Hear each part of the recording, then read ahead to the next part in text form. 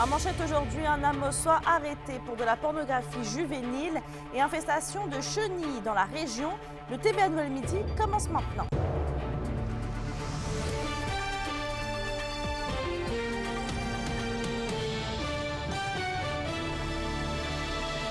Bon midi tout le monde et merci d'être avec nous.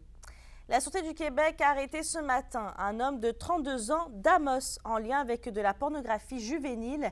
Les enquêteurs ont réalisé une perquisition au domicile du suspect sur la rue Boutin à Amos.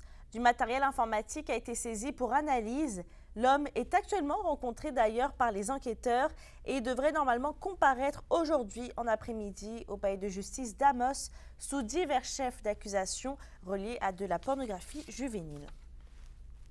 Bon, vous l'avez peut-être sans doute remarqué, mais on fait face actuellement à une épidémie de chenilles en Abitibi-Témiscamingue et qu'Emilia, des citoyens de la région sont irrités par cette nouvelle infestation.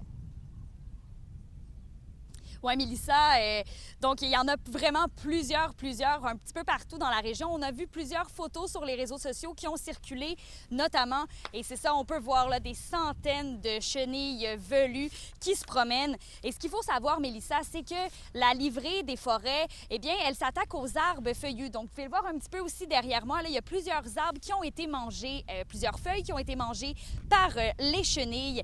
Et puis là, ce matin, j'ai discuté avec de nombreux citoyens qui ont eu des infestations dans leur cour ou directement sur leur maison. Je vous laisse les entendre. Est-ce que vous en avez beaucoup? Beaucoup, c'est pas le mot. On est infestés chez nous. Les arbres n'ont plus de feuilles. On est rendu à l'automne. Écoute, on n'était pas capable de rentrer dans la maison. Fait que ce qu'on a mis sur le bord du salage, bien, pas sur le bord du salage, mais de la finition de la maison, c'est un peu de vaseline qui fait qu'il ne traverse pas la ligne. Mais tout le bas du salage, on est infesté. C'est noir, là, tu vois pas le salage. Là, je vois ça, là, les arbres, quand je m'en vais au Canisuta, là, je vois le tranché qu'ils font. Tu sais, veut dire, c'est comme, c'est mangé, puis l'autre bord, c'est vert. Puis sur le chemin de Canisuta, c'est dégueulasse. Puis là, ils sont poignés après nos cerisiers. Ils sont en train de manger nos belles cerises, comme d'habitude qu'on récolte. Donc, Mélissa, cet après-midi, je vais m'entretenir avec un technicien spécialiste en forêt du ministère des Ressources naturelles et des Forêts. Et puis, je vous reviens avec plus de détails au bulletin de 18h. Oui, on va suivre le tout. Merci, Emilia. Au plaisir. On va parler maintenant d'entraves routières, puisque les travaux du ministère des Transports dans le quartier Montbrun font réagir des citoyens qui doivent circuler dans le secteur à Rouyn-Noranda. Ceux-ci déplorent l'état déplorable de la route de contournement utilisée, alors que les ouvriers sont actifs sur le chantier. Et il s'agit du rang des ponts, une voie municipale de Rouyn-Noranda utilisée comme chemin de détour pendant les travaux au pont de la rivière Kinogévis sur la route d'Aiguebelle dans le quartier Montbrun. La voie de gravier étant utilisée tant par les véhicules de promenade que les camions lourds, elle se serait détériorée dès les premiers jours alors que la circulation est assez dense. Le 29 avril, avant le début des travaux, le ministère a revisité avec l'entrepreneur le chemin, l'ensemble du chemin de détour pour vérifier dans quel état il était et il était adéquat à ce moment-là. C'est juste qu'au niveau, on a connu de fortes pluies là, dans la semaine du 27 mai. Ça a amené une détérioration rapide du rang des ponts.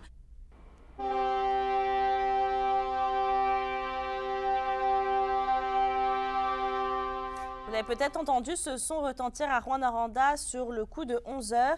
La fonderie Horn procédait aujourd'hui au test sonore trimestriel de la sirène de l'usine d'acide sulfurique. Et bien qu'il s'agisse d'un test, l'entreprise rappelle toutefois les consignes à suivre. Si un événement important venait à se produire, elle recommande donc de s'abriter, de garder les portes et fenêtres fermées, d'interrompre la ventilation et la climatisation et de rester au fait des bulletins télé et radio. Sur un autre sujet, Ville-Marie se dote d'une nouvelle image de marque. Elle a fait affaire avec la firme témiscabitibienne Feu Follet pour mettre à jour l'image qui datait de plus de 10 ans. Le but de représenter une vision dynamique et dans l'air du temps. Le V en bleu rappelle la baie des Pères et les coques des canaux d'écorce, vestiges des ancêtres qui empruntaient les voies maritimes pour atteindre la vallée. Et le M représente la forêt. Le lac Témiscamingue est représenté par les vagues dans le bas des deux lettres. Et d'ailleurs, on reste à Ville-Marie puisque la ville effectue aujourd'hui des tests de son réseau d'aqueduc. Les tests seront effectués dans le secteur du Provigo et pourraient affecter la qualité de l'eau.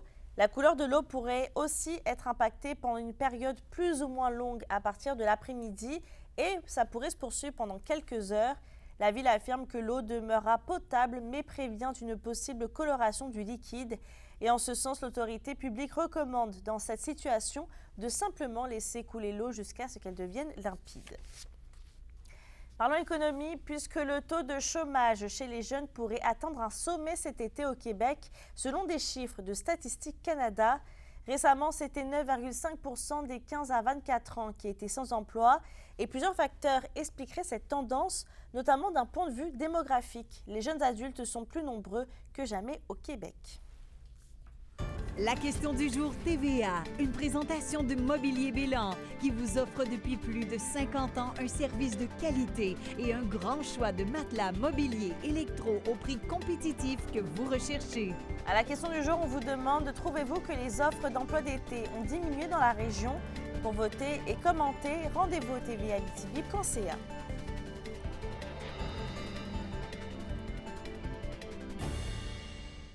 La MRC de la Vallée de l'Or veut augmenter la présence des entreprises bioalimentaires dans les marchés publics de son territoire. L'objectif est de les encourager à participer au marché, soit à Val-d'Or, Malartic ou Sainte-Terre. Les entreprises agricoles et agroalimentaires de la MRC et les industries agricoles de l'ensemble de la région pourraient recevoir un remboursement couvrant 100% des frais de location des kiosques, et ce, à la fin de la saison, évidemment, s'ils sont éligibles. Les retombées du projet permettront de favoriser l'économie locale et une plus grande diversité des marchands. Et d'ailleurs, en parlant d'agriculture, on le sait, la saison 2023 avait été très difficile pour les agriculteurs de l'Abitibi-Témiscamingue qui avaient été confrontés à plusieurs problèmes, notamment la sécheresse. Mais avec l'entente de principe qui avait été conclue avec le gouvernement du Québec, l'UPR régional voit la lumière au bout du tunnel, oui, Alexis Dumont. Mais le monde, ils veulent du changement. Parce que présentement, on ne se le cachera pas, ça va pas bien. Les manifestations un peu partout dans la province des agriculteurs auront finalement porté leurs fruits. Le premier ministre hier a mentionné qu'il nous avait écoutés, qu'il nous avait entendus par rapport à cette crise agricole-là que l'on vit présentement. En Abitibi-Témiscamingue, des sommes d'argent supplémentaires seront octroyées aux producteurs affectés l'an dernier par la sécheresse. L'assurance foin, les gens étaient beaucoup en demande là-dessus.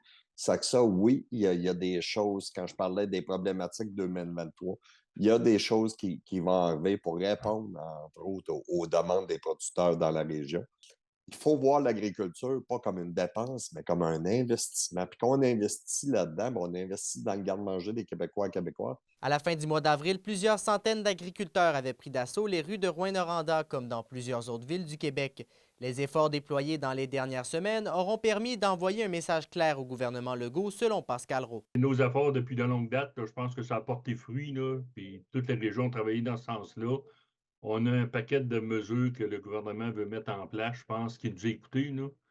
Fait que nos efforts, puis tous les producteurs, ça n'a pas été vain, là. Pour l'UPR régional, l'entente de principe conclue est certes un pas dans la bonne direction pour le monde de l'agriculture, mais il reste encore certaines étapes avant de pouvoir crier victoire. La semaine prochaine, c'est sûr que quand toutes les attentes ou que les ententes vont être passées vers le Conseil et des ministres, fait que là, on va pouvoir le divulguer au niveau de nos membres, de quelle façon que l'aide va arriver sur le terrain. Les détails des pourparlers seront dévoilés une fois la rencontre du Conseil des ministres terminée, rencontre qui se déroulera la semaine prochaine. Alexis Dumont pour RNC Nouvelles. La population est invitée dès vendredi et jusqu'à lundi prochain à la fête de la pêche à Val-d'Or. C'est plus de 600 jeunes qui sont attendus lors de ce week-end d'initiation à la pêche sportive qui se tiendra au lac des Sœurs. Et les journées de vendredi et de lundi sont réservées seulement pour les écoles préinscrites du centre de service scolaire de l'Or-et-des-Bois. Samedi et dimanche de 10 à 16 h, ce sont les familles et leurs enfants de 17 ans et moins qui sont invités à découvrir la pratique. Et à noter que l'activité est organisée par l'association Chasse et Pêche de Val-d'Or. L'Indice bohémien a fait paraître cette semaine son édition du mois de juin comportant un cahier mettant à l'honneur les Premières Nations. Et en couverture, il y a l'autrice et professeure Cindy Wilde qui est originaire de Picogan. Elle a publié en avril aux éditions Anne Norac l'essai Émergence insoumise. L'indice bohémien du mois contient également une entrevue exclusive avec Madame Wild. Et les artistes ne sont pas laissés pour compte puisqu'il y a des pages consacrées à des projets de murales qui vont embellir les paysages urbains d'Anglier et d'Amos au courant de l'été.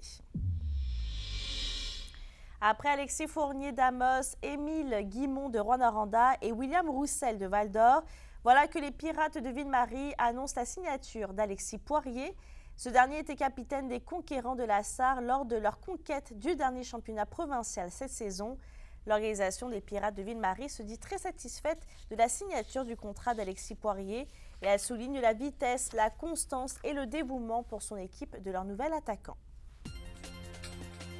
Pour une nouvelle importante à nous communiquer, contactez-nous. Nouvelle au pluriel @rncmedia.ca, par téléphone 1866 463 4636 et notre site web tvabtb.ca.